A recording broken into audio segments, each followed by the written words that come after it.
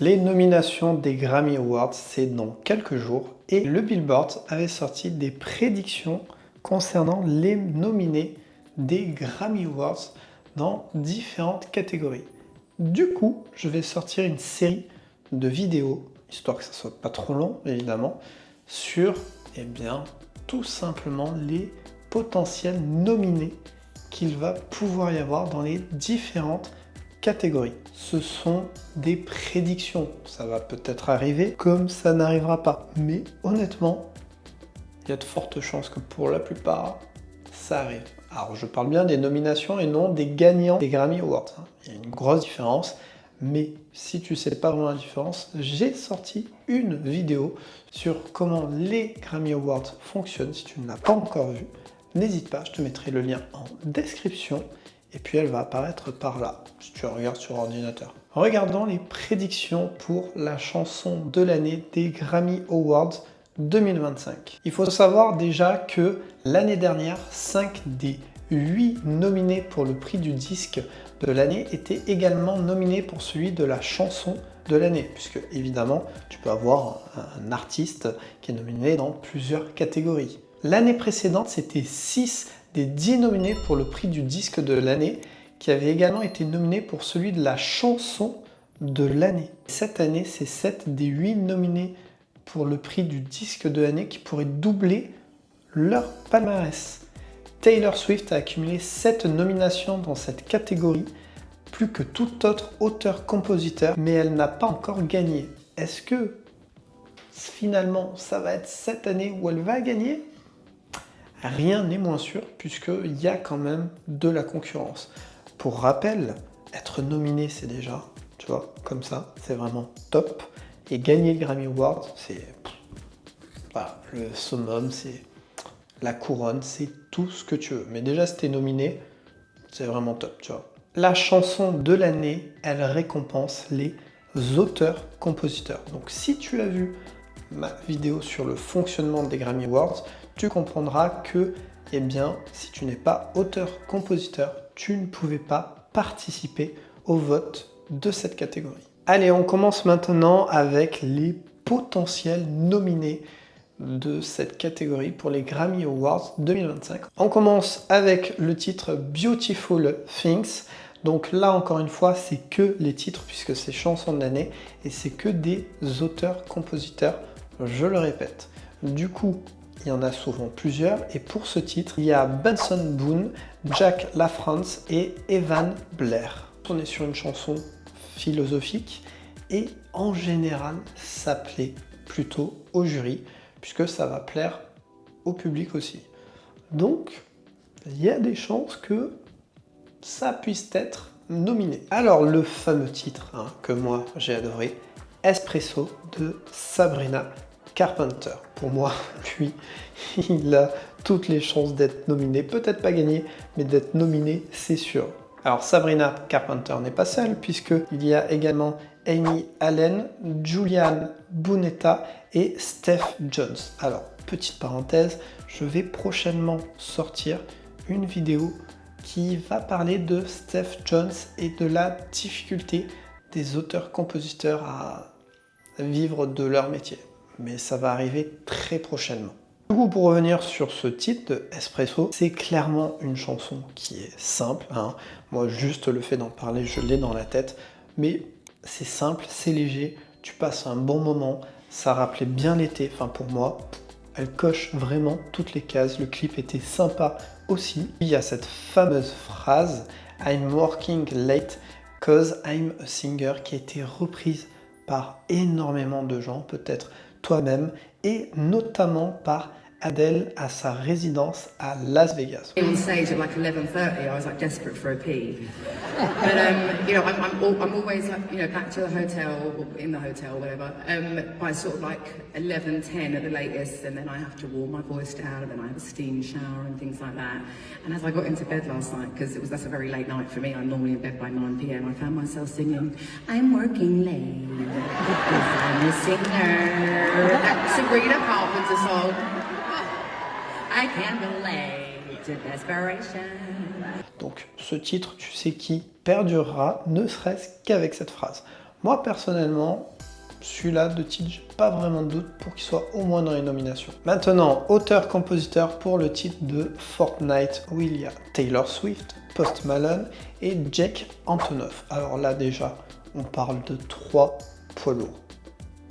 Ça c'est pareil, je suis quasi sûr que ce titre sera dans les nominés. Et quand je te dis poids lourd, c'est que ces 3 auteurs ont déjà été nominés plusieurs fois dans cette catégorie. Taylor Swift a été nominée 7 fois, c'est un record à l'heure actuelle. Jake Antonoff, il a été nommé 4 fois et Post Malone a été nommé 1 fois, ce qui est déjà pas mal. Passons maintenant à Good Luck Babe de Chappell Roan, qui pareil, c'est une artiste qui a explosé. Si c'est pas cette année les Grammy, il y a moyen que ça soit la semaine.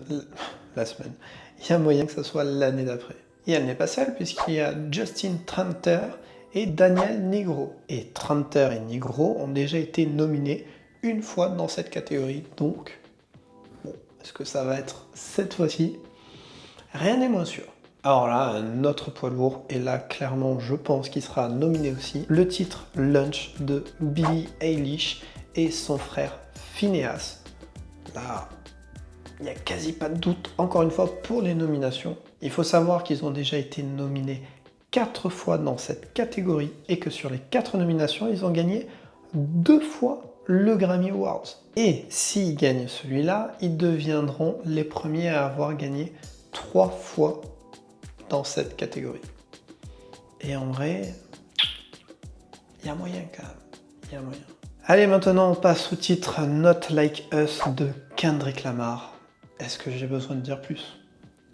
Dis-moi, est-ce que j'ai besoin de dire plus? Ce titre-là, c'est sûr qu'il va être dans une nomination. C'est sûr.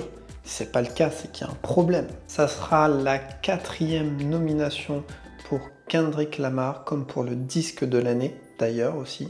En titre nominé, il a eu All Right en 2016, All the Stars en 2019 et The Hurt Part 5 en 2023. Et s'il est nominé dans cette catégorie, il va égaler le nombre de nominations avec Jay-Z pour le plus grand nombre de nominations pour une chanson de l'année pour un rappeur.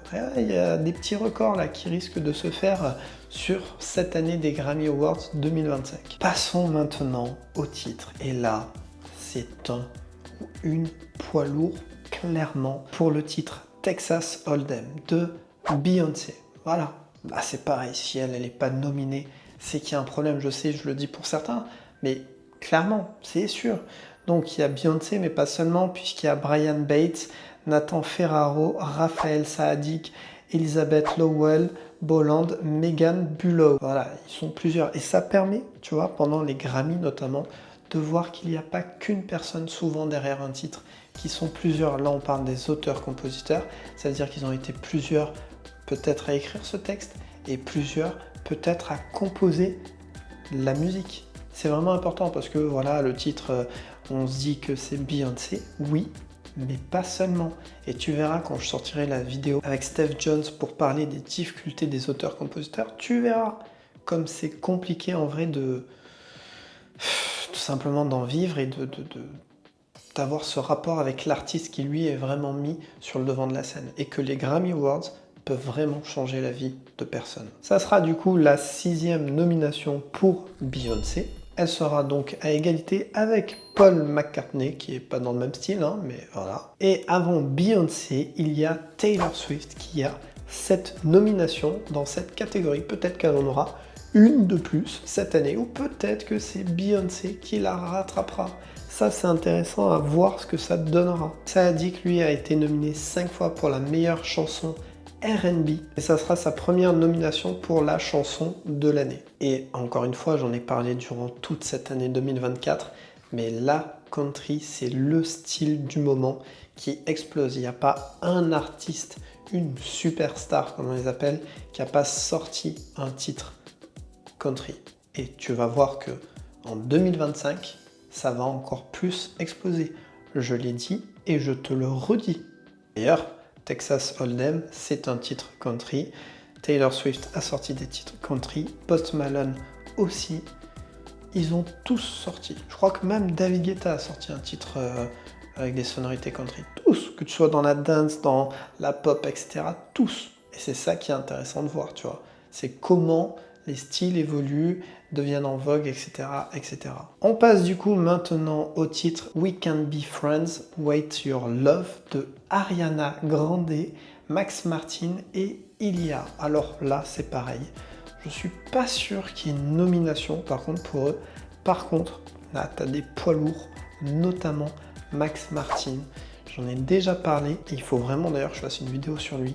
C'est lui qui a notamment propulsé Britney Spears et d'autres artistes. Lui, tu peux être quasi sûr que tu as une nomination si tu travailles avec lui. Ou en tout cas un tube. Et le tube, ça amène en général aux Grammy Awards. Donc, t'as compris. Ça sera une première nomination pour Ariana Grande et Ilia dans cette catégorie. Et la 5e pour Max Martin. Je te dis, ce gars-là, franchement, c'est un pilier de l'industrie musicale. Ah si, je t'assure. Et d'ailleurs, pour te donner des exemples de ces nominations, il y a eu I Want It That Way des Backstreet Boys, Roar et Shake It Off de Katy Perry et Blank Space de Taylor Swift.